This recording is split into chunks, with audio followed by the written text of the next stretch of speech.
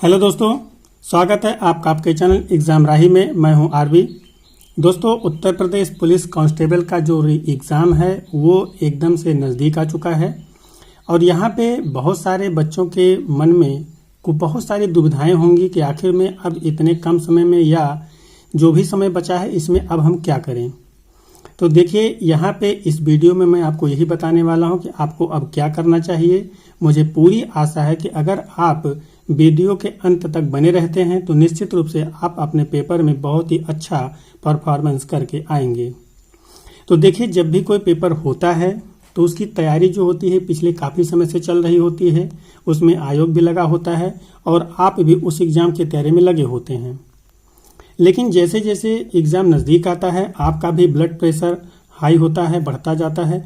आयोग का भी ब्लड प्रेशर कहीं ना कहीं बढ़ता जाता है। आयोग का इसलिए बढ़ता है क्यों कहीं पेपर आउट ना हो जाए, नकल ना हो जाए।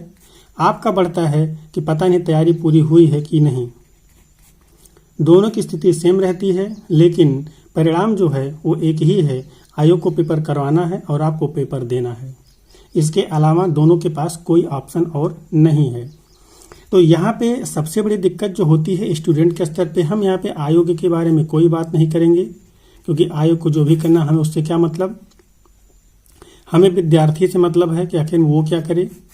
तो देखिए, सबसे बड़ी बात यह है कि अगर एक छोटे से बॉक्स को हम ले लें और इसमें कुछ भी भर दें और उसके बाद हम इसका जो भी है बंद करने के लिए उसको बंद कर दें और फिर कहें कि इसमें हमें और भी भरना है, तो मुझे लगता है और शायद आप मेरी इस बात से सहमत होंगे कि ये चीज़ें जो है बाहर चली जाएंगी या गिरेंगी, कोई मतलब नहीं रह जाएगा, आप इसको समेट नहीं पाएंगे। तो इस वक्त आपकी यही स्थिति है कि आपको जितना समेटना था, जितना भरना था, आपने इसमें भर लिया है। अब इसमें आपके पास और जगह नहीं है।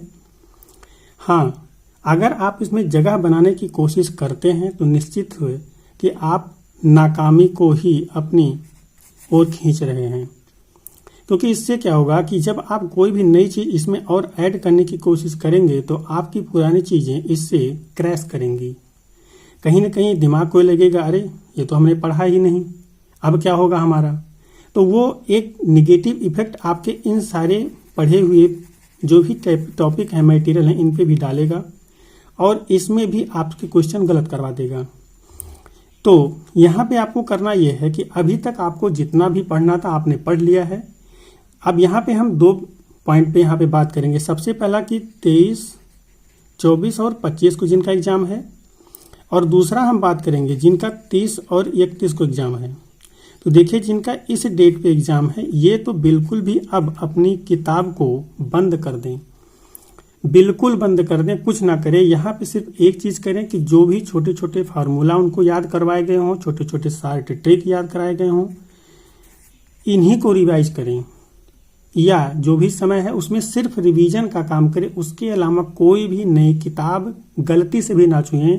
ध्यान दीजिएगा, गलती से भी कोई नई किताब आप ना छुएं। जो भी आपके पास नोट्स है, जितना भी समय है, उसको डिवाइड करके आप इसी को बार बार रिवाइज कीजिए, बार बार।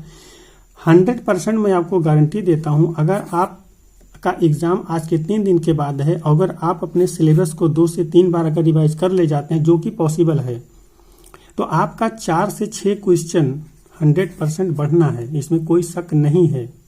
लास्ट का ही पढ़ाई आपका जो है रिवीजन आपके क्वेश्चन को बढ़ाता है। यहाँ पे जो जिन बच्चों का एग्जाम 30 और 31 को है, इनके पास अभी थोड़ा सा समय है, लेकिन नई चीजें पढ़ने का इनके पास भी बिल्कुल समय नहीं है। ये भी अब अपने जो भी टॉपिक हैं, जो भी नोट्स हैं, उनको जितनी बार हो सकता है रिवाइज कर लें। यहाँ पे अगर 4 से 6 क्वेश्चन की सिर्फ बढ़ोतरी हो रही थी तो यहाँ पे 8 से 10 क्वेश्चन की बढ़ोतरी हो सकती है। अब ये 4 से 6 क्वेश्चन और ये 8 से 10 क्वेश्चन कैसे बढ़ेंगे? तो ये बढ़ेंगे आपके इस मटेरियल से जो आपके पास थे। साथ ही यहाँ पे आपको जो सबसे ज्यादा करना है वो ये करना, आपका प्रीवियस ईयर आपको यहाँ पे दोहरा लेना है। सिर्फ प्रीवियस ईयर दोहराना है। ये डेट वाले जो हैं 23, 24, 25 के डेट वाले हैं, सिर्फ प्रीवियस को ही दोहराएं, दूसरा ना दोहराएं। ये आपके क्वेश्चन में इजाफा करेगा।